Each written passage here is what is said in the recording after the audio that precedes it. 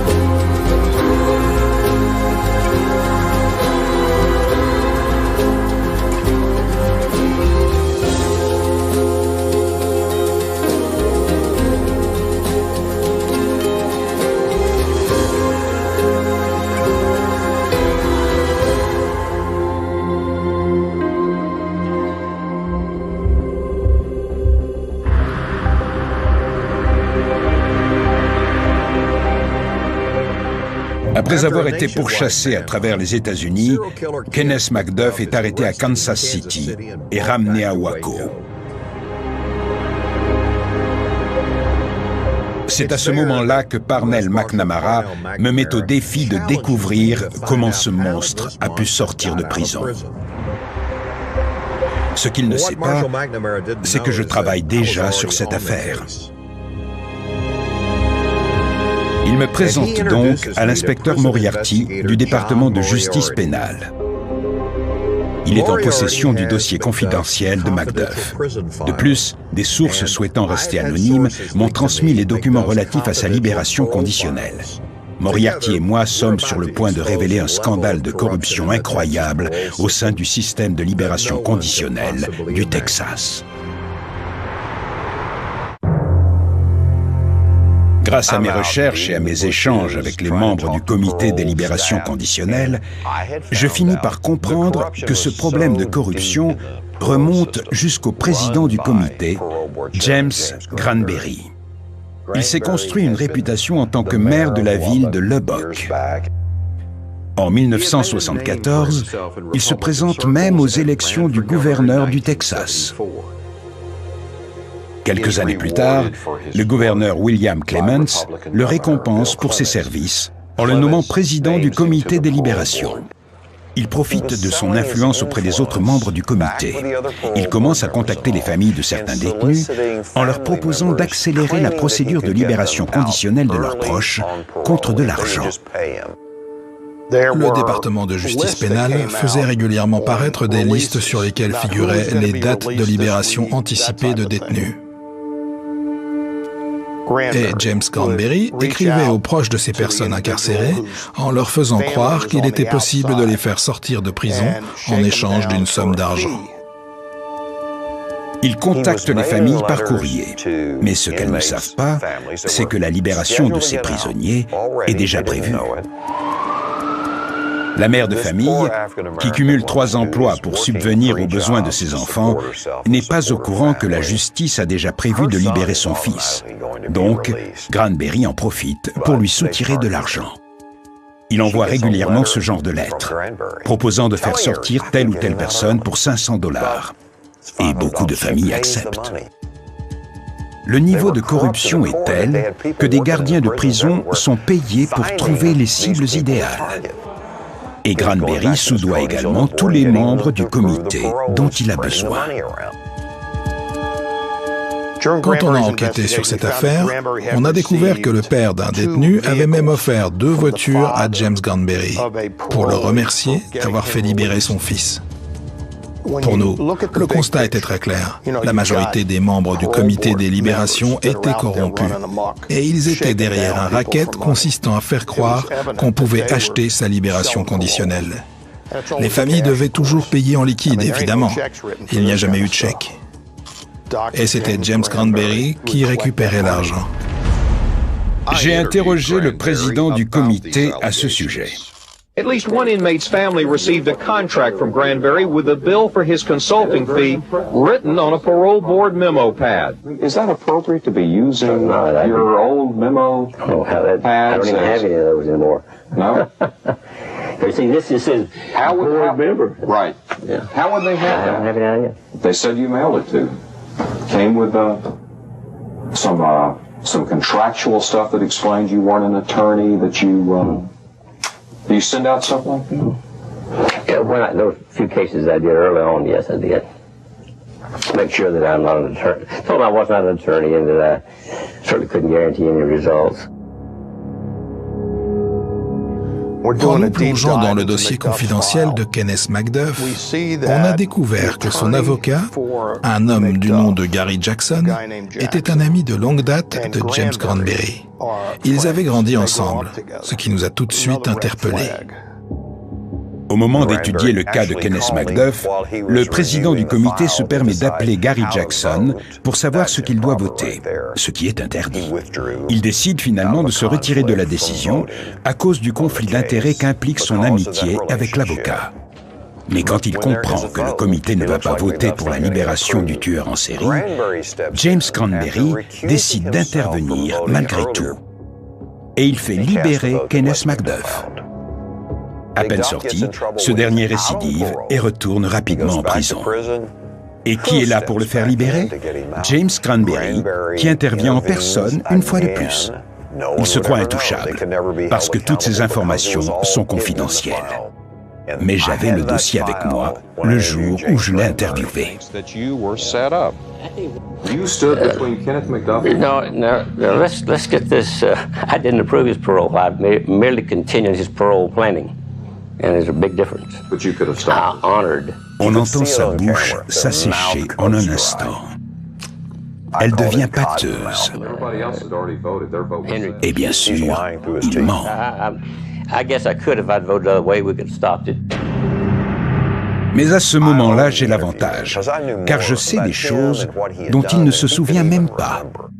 Et je finis par lui demander: comment avez-vous pu aller à l'encontre du choix des autres membres du comité et libérer ce monstre? But I don't have a crystal ball, and I didn't know what the fellow was going to do. In my opinion, he'd be a useful citizen. Il m'explique qu'il a voté en faveur de la libération de McDuff parce que c'était un prisonnier modèle. Pourtant, le dossier indique que quelques semaines plus tôt, McDuff a tenté de soudoyer un membre du comité. Il lui a fait comprendre que son père avait de l'argent et qu'il pourrait lui laisser $10 000 dans sa boîte à gants en échange de sa libération anticipée. Tout est dans le dossier et c'est ce qui a causé leur perte. C'est là que j'ai commencé à présenter les résultats de mon enquête tous les soirs à la télévision, pendant des semaines. Les révélations étaient plus choquantes les unes que les autres, tant le système pénal était gangréné par la corruption. Ça a déclenché une onde de choc au Texas. Les gens n'en revenaient pas, que ce soit les forces de l'ordre, le grand public ou les élus. Texas Senator Ted Lyon, who chairs the Criminal Justice Committee, plans to launch an investigation into why the parole board freed Kenneth McDuff. À la suite de mon enquête, le sénateur Lyon exige que James Granberry s'exprime dans le cadre d'une audience face à la justice. Il avait voté en faveur de la libération d'un homme qui avait été jugé coupable d'homicide volontaire. Et c'est comme ça qu'on a découvert que tout le système était corrompu. Je ne savais pas du tout comment cette audience allait se dérouler. Have you been helped by any of the staff at the Board of Pardons and Paroles in obtaining information on clients or potential clients in order to solicit them to pay you money to help get them out of prison? I instruct Mr. Granberry to assert his privilege. James Granberry refuse de répondre aux questions de la commission à 16 reprises. C'est un record à cette époque. Jamais on n'a vu une personne auditionnée exercer son droit au silence autant de fois dans un tribunal du Texas. Il avait l'occasion de donner sa version des faits. C'était le président du comité. Le public devait savoir ce qu'il s'était passé et comment c'était arrivé. Mais il a préféré se taire. Ce qui m'a profondément choqué, c'est que cet homme s'était présenté aux élections pour devenir gouverneur. Et il avait de l'argent. Pourtant, il avait mis au point ce système pour s'enrichir sur le dos de familles et pour laisser des tueurs et des violeurs sortir de prison. Je ne comprendrai jamais pourquoi il a fait ça. Il faut être dans une situation désespérée pour en arriver là. Il n'avait ni cœur, ni respect, ni morale. Comment peut-on faire ça? Comment ont-ils pu accepter de libérer un individu capable de s'en prendre à leurs propres enfants ou petits-enfants, juste pour de l'argent? C'est incompréhensible. Les membres de la commission de justice pénale prennent place autour d'une grande table, installée au milieu de la chambre du Sénat. Tous les membres du comité impliqués dans le vote concernant Macduff sont entendus. Cora Mosley se trouve parmi eux. Elle sera la première à avouer qu'elle a voté oui, sans même avoir lu son dossier. And the question that I have is, and I want to make sure that this is very clear, there is an absolute possibility that you didn't even review this file. There's a possibility. En entendant ça, Lori Bible, qui est devenue l'une des porte-paroles des familles des victimes de Kenneth Macduff, décide de s'asseoir à côté de cette femme. Je lui ai dit, « C'est le sang de ma sœur sur vos mains ?» Elle a tourné la tête pour me regarder et elle a aussitôt eu les larmes aux yeux. Le moment est si poignant que les personnes assises à côté n'ont qu'une envie, c'est de se lever et d'applaudir. Quand vous détenez ce genre de pouvoir et que vous êtes incapable de l'utiliser pour assurer la sécurité des citoyens, vous êtes forcément coupable. Vous êtes responsable de l'horreur subie par les victimes et de la destruction de leurs familles. Vous êtes la raison du calvaire qu'endurent des innocents.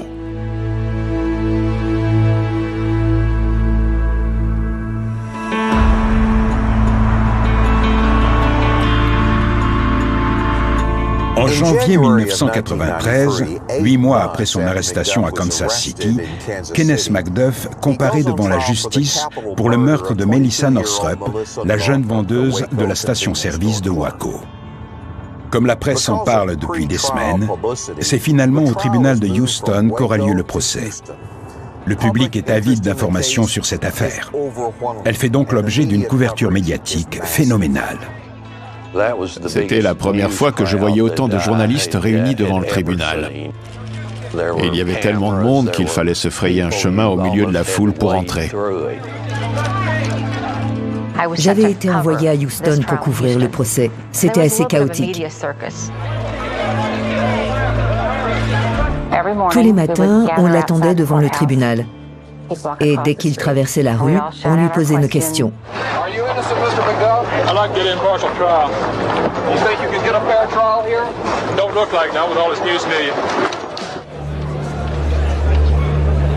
On voyait qu'il n'avait aucune envie d'être là et que ça ne lui plaisait pas du tout. Mais il n'a jamais montré le moindre remords. C'était une affaire très complexe, parce que personne ne l'avait vu commettre ce meurtre. Il y avait des preuves de sa présence dans la boutique où Melissa Northrup avait été enlevée et dans la carrière où son corps avait été retrouvé. Mais il n'y avait aucun témoin du meurtre en lui-même. Cela en faisait un dossier basé sur des présomptions. Addie Macduff, la mère de Kenneth, a fait partie des premiers témoins que nous avons entendus durant le procès. On savait qu'elle lui avait donné une carte bancaire et que celle-ci avait été utilisée dans la boutique de la station-service où Melissa Northrup avait été enlevée. Mais elle passait son temps à nier toutes les accusations contre Kenneth Macduff. Pour elle, il n'avait jamais rien fait de mal de toute sa vie. Elle était convaincue que la société s'en prenait à son fils chéri sans aucune raison. There have been a lot of accusations. They say your son is a serial murderer, that he's a cold-blooded killer, and that he would just kill people for the fun of it. Well, if he's doing all that, I don't know how he went to school and made good grades. He'd been busy killing. He has never killed nobody. Macduff est une pourriture, c'est tout. Et sa mère aussi. Son père également. Il aurait dû lui mettre des raclées quand il était gamin. C'est à cause d'eux qu'il est devenu ce qu'il est devenu. Ils peuvent aller se faire voir tous les trois. C'est ce que je pense. La tactique de la défense, c'était de tout remettre en cause. Que ce soit lui, sa famille ou ses avocats, ils affichaient tous une certaine condescendance et de l'insolence vis-à-vis de la justice. And it is replete with judgments made not according to evidence but according to prejudice and hatred of one man, Kenneth Allen Macduff.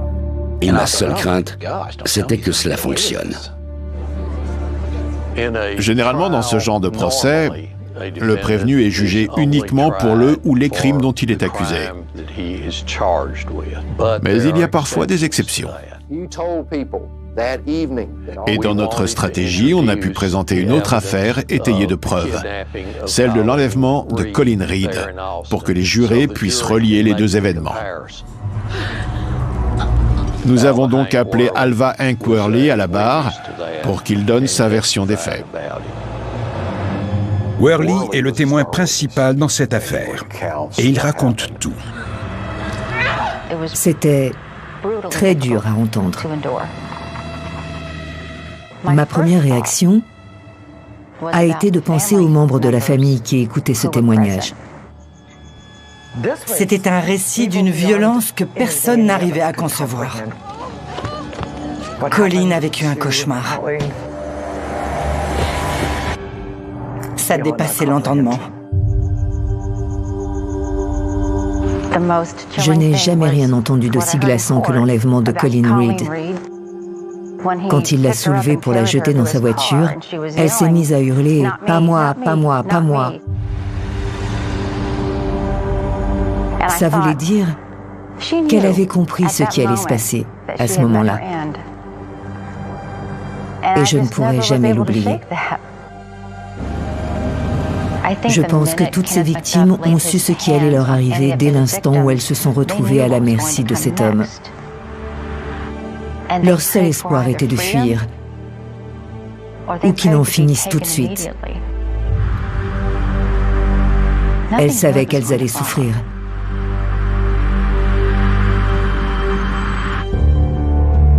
Kenneth Macduff tient absolument à donner sa version des faits. C'est un long monologue qui ressemble presque à un contre-interrogatoire qu'il mène lui-même. Il n'arrête pas de répéter qu'il n'a rien fait, mais sa défense est risible. Tout le monde sait que son histoire ne tient pas debout. On a souvent du mal à savoir ce que les jurés pensent vraiment de ce qu'ils entendent.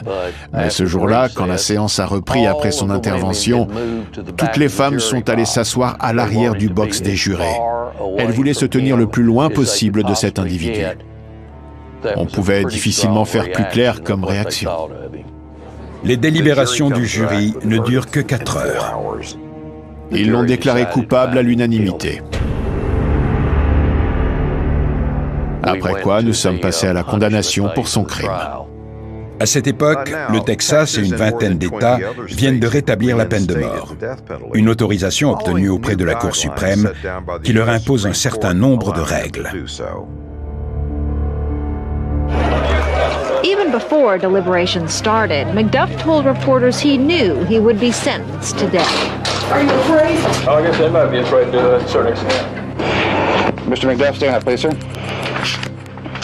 The jury finding you guilty of the offense of capital murder assess your punishment at death by lethal injection. Have a seat, please, sir. As he was sentenced, the mass murderer showed no emotion. À cet instant, Kenneth McDuff devient la première personne de l'histoire du Texas à recevoir la peine de mort à 2 reprises. For the family of the victim in this case, convenience store clerk Melissa Northrup, there were tears of relief. Are you going to be there when he is executed? I plan to be, if I'm still living. Does this resolve a lot of things for you and your family? Yes, it does.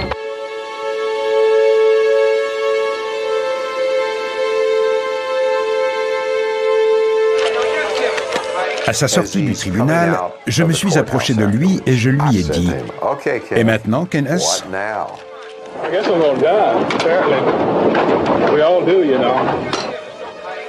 Pour lui, écoper de la peine capitale, c'était comme perdre une partie de poker. Il s'en fichait. Et je pense qu'il était trop arrogant pour penser qu'il finirait par mourir un jour ou l'autre. Ou en tout cas, qu'il serait exécuté. Un an plus tard, Kenneth McDuff comparaît à nouveau devant la justice. Il doit être jugé pour le meurtre de Colin Reed. Et là aussi, il encourt la peine de mort. Pour le procureur, c'est une sécurité. Si sa condamnation à mort pour le meurtre de Melissa Northrup venait à être annulée en appel, ce nouveau procès devrait garantir qu'il ne s'en sorte pas. Il faut tout faire pour mettre ce monstre hors d'état de nuire. L'affaire Colin Reed était très complexe, elle aussi, parce que son corps n'avait pas été retrouvé. Tout repose sur la déposition d'Alva Worley, le témoin principal dans l'affaire.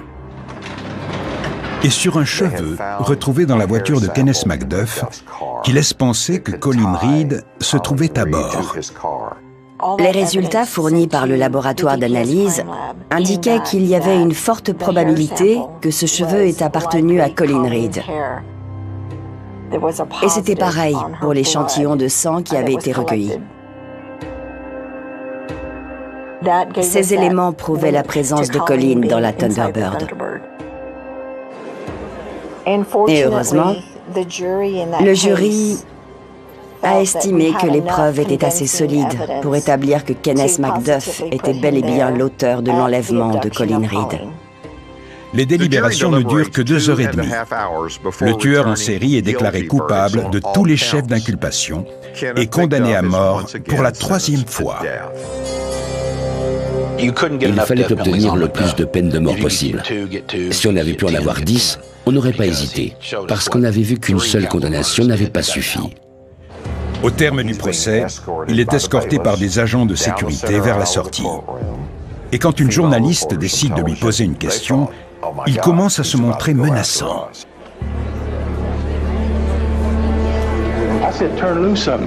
Les gardes renforcent aussitôt leur prise sur le tueur en série.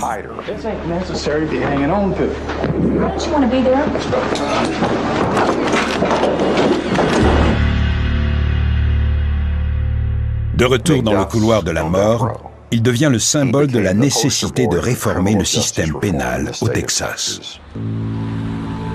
Les différents décrets qui sont mis en place sont surnommés « Loi McDuff » par la presse. Et l'affaire a provoqué un tel scandale qu'ils prennent effet presque immédiatement. Résultat, les détenus qui pensaient s'en tirer avec des peines très courtes découvrent qu'ils vont rester beaucoup plus longtemps en prison à cause de Kenneth McDuff. Et il devient aussitôt l'homme le plus détesté du système carcéral texan. Au lendemain de l'affaire McDuff, l'État s'est lancé dans le plus grand projet de construction d'établissements pénitentiaires que le monde libre ait jamais connu. Et c'était principalement dû aux multiples révélations qui étaient parues dans la presse.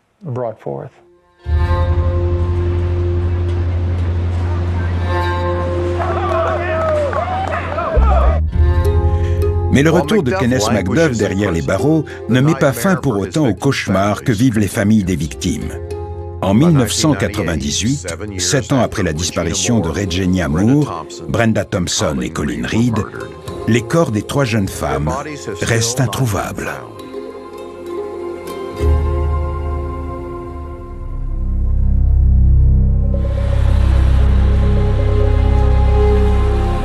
Je pense que mes parents ne s'en sont jamais remis.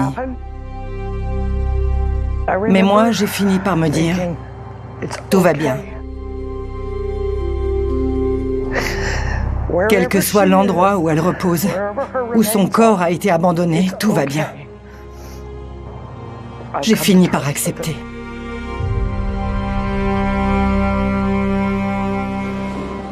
Malgré sa double condamnation à mort, Macduff continue de clamer son innocence. Is there any way to tell them where Colleen Reed is? They still haven't found her body. Is there any way to make amends? First of all, I would have to know where it was at. Did you ever kill anybody? No. Not even those kids back in 1966? No. Mais alors que la date de son exécution se rapproche, une informatrice proche du tueur en série propose aux enquêteurs d'essayer de le pousser à révéler l'emplacement des corps.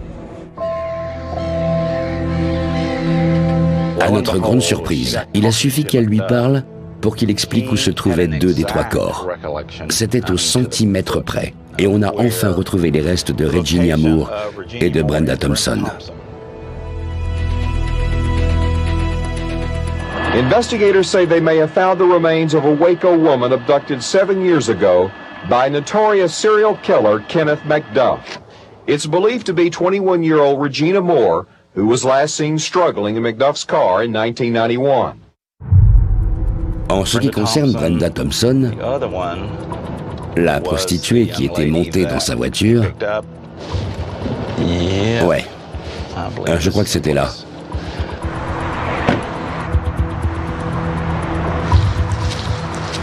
Juste là.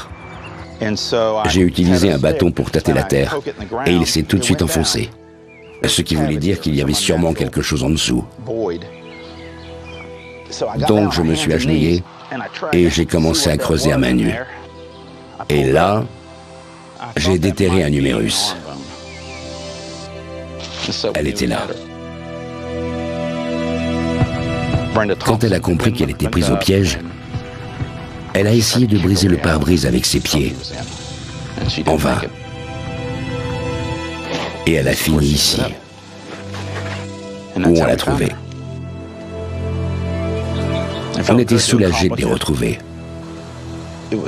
On n'aurait jamais pu clore ce triste chapitre sinon. Pour une raison qui m'échappe, Macduff n'a eu aucun problème à révéler l'emplacement des 2 corps à l'informatrice qui est allée le voir en prison. Mais il a refusé de lui indiquer où se trouvait Colleen Reed. Il lui a dit « Si je fais ça, plus personne n'aura besoin de moi ». John Moriarty passe 48 heures avec Macduff pour l'exhorter à révéler l'emplacement du corps de Colleen Reed. Il essaie de le convaincre d'offrir ce soulagement à la famille de la jeune femme. Il m'a dit qu'il avait mal aux dents. Donc, j'ai décidé de saisir cette occasion. Je lui ai expliqué que je pouvais faire venir un dentiste pour l'examiner. Mais en échange, il devait me révéler où se trouvait le corps de Colleen Reed. Et il a accepté. Un dentiste l'a soigné et quand il est revenu dans sa cellule, il m'a dessiné une carte de l'endroit où il l'avait enterrée. Il lui a dit « Elle est à côté du Brazos. C'est le fleuve qui traverse le comté de Falls. À tel endroit, il y a un grand arbre entre 2 routes. Elle est à quelques mètres de là. » Donc on s'est tous rendus à cet endroit qui surplombe le fleuve. On avait fait venir des bulldozers et toutes sortes de machines qui pouvaient nous aider. Mais après plusieurs heures de recherche, on n'avait toujours rien. J'avais déjà envisagé cette éventualité avec lui. Je lui avais demandé, si on ne la trouve pas, serais-tu prêt à venir nous aider? Et là aussi, il avait accepté. Il ne faut pas oublier qu'il était enfermé depuis 7 ans et condamné à la peine capitale. Pour lui, c'était l'occasion de sortir un peu. Je n'aurais jamais cru possible qu'un condamné à mort, dont l'exécution approchait à grands pas, puisse monter dans une voiture et être emmené loin de la prison. On était tous les 2 dans la voiture.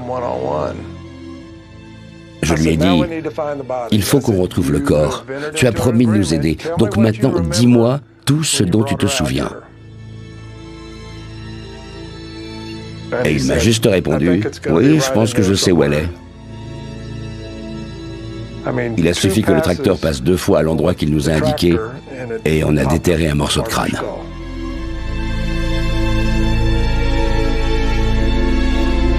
C'était sous ce peuplier.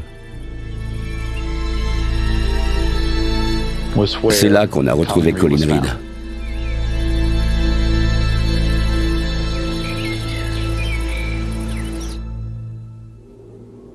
Ça m'a fait un choc sur le moment. J'avais du mal à y croire. Quand le corps de Colin a été localisé, j'ai ressenti un immense soulagement, parce que sa famille allait enfin pouvoir faire son deuil.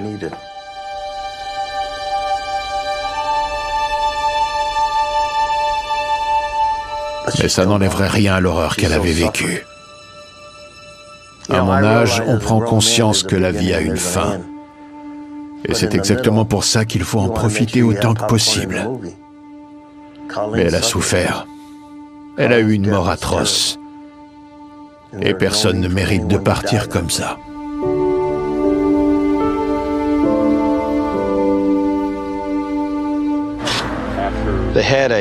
Ils ont fait venir une équipe de médecins légistes pour s'assurer que ces restes soient exhumés correctement. On a dû les mettre dans un carton. On avait que ça. Mais Charles m'a dit qu'il ne la mettrait pas dans le coffre. Je voulais qu'elle soit avec nous, comme une passagère.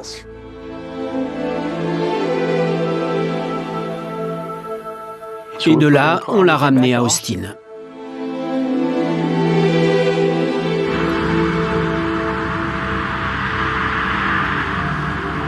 Ils m'ont appelé pour m'annoncer qu'ils pensaient avoir retrouvé Colin. Et j'ai appris qu'ils n'avaient pas voulu mettre la boîte dans le coffre de la voiture. Ils ne voulaient pas abandonner. Ils n'ont jamais voulu abandonner. J'avais fait une promesse à mes parents. Et ces enquêteurs m'ont permis de la tenir. Je ne savais pas comment faire. Eux aussi. Ils l'ont retrouvée. Et grâce à eux, elle a pu rentrer à la maison.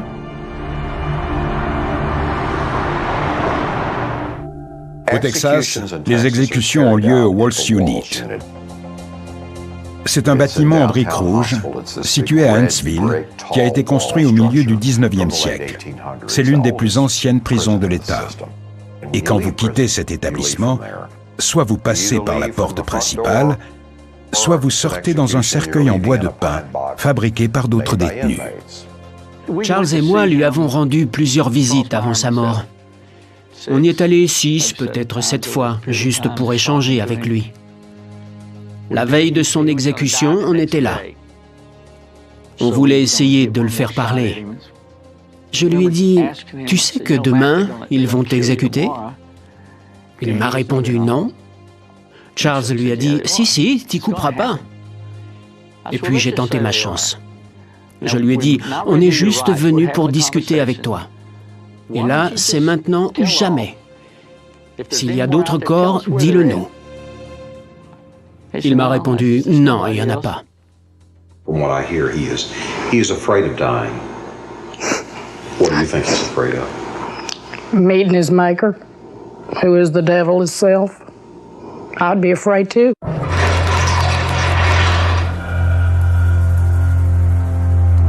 Victims' families came to the death chamber to watch the execution of the man who has ripped a dozen families apart.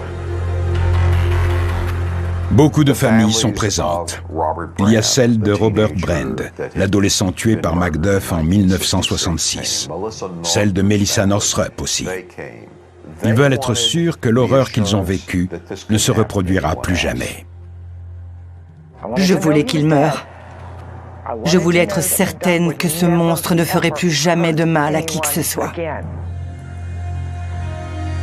Mais je savais que le fait d'assister à son exécution ne changerait rien à mon chagrin, à ma peine et à mon tourment. Donc, je n'y suis pas allée. Le plus frappant, c'est qu'aucun militant anti-peine de mort ne se présente devant le bâtiment ce jour-là. D'habitude, il y a toujours un groupe de manifestants sur place, mais pas cette fois. Même eux savent que Macduff mérite de mourir. Un groupe de 5 ou 6 gardiens l'a escorté jusqu'à la salle d'exécution. Et comme la grande majorité des condamnés à mort, il ne leur a opposé aucune résistance, parce qu'il ne voulait pas se ridiculiser devant les autres détenus. Il voulait partir la tête haute. Ils l'ont fait entrer dans la salle et l'ont attaché à la table. Le directeur de la prison se tenait au niveau de sa tête et le prêtre au niveau de ses pieds. Il avait la main posée sur sa jambe. C'est le directeur qui a parlé le premier. Un condamné à mort ayant droit aux dernières paroles, il lui a demandé s'il avait quelque chose à dire avant d'être exécuté. Les familles de ces victimes étaient à quelques mètres de lui, mais il n'a pas eu un mot pour elles. Il n'a prononcé que 2 phrases. « Je suis prêt à partir d'ici. Libérez-moi. » Jusqu'à la fin, il est resté le même monstre, égocentrique et arrogant.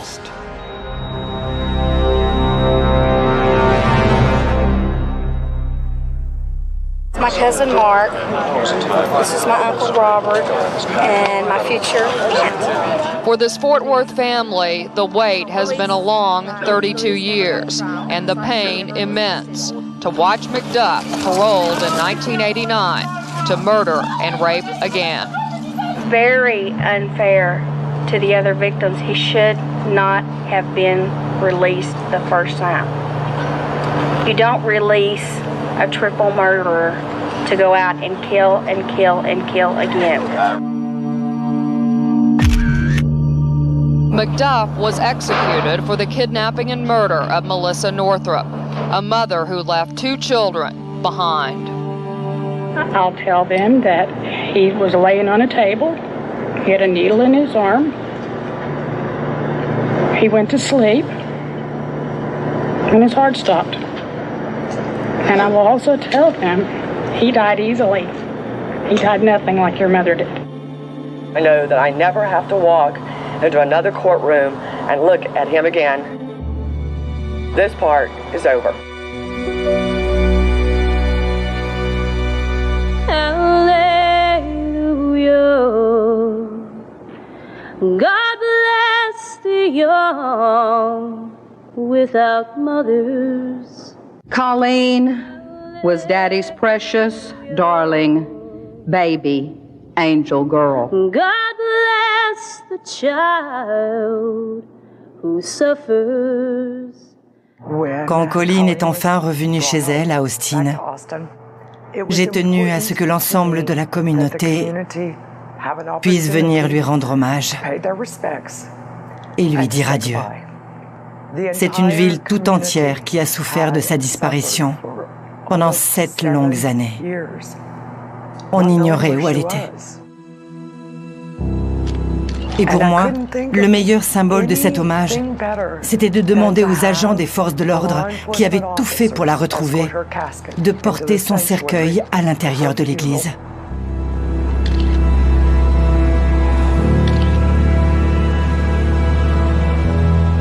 Lori Bible nous a fait l'immense honneur de nous laisser porter le cercueil de Colleen. On était 6 ou 7 à le soutenir. And we bring our gratitude to those whose caring pursuit of justice has made these healing moments possible.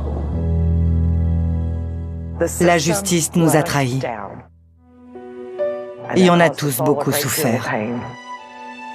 Mais on s'est battu. Et ces enquêteurs ont travaillé avec acharnement pour réparer cette injustice. La communauté devait le savoir. Ils l'ont ramené.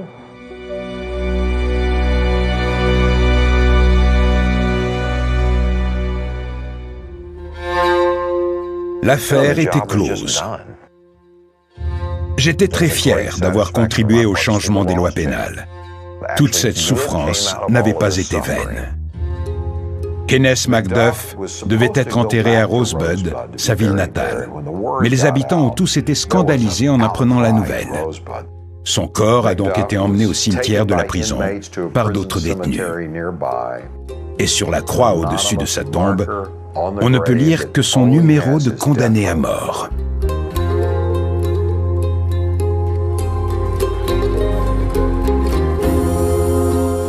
Des psychopathes vivent parmi nous.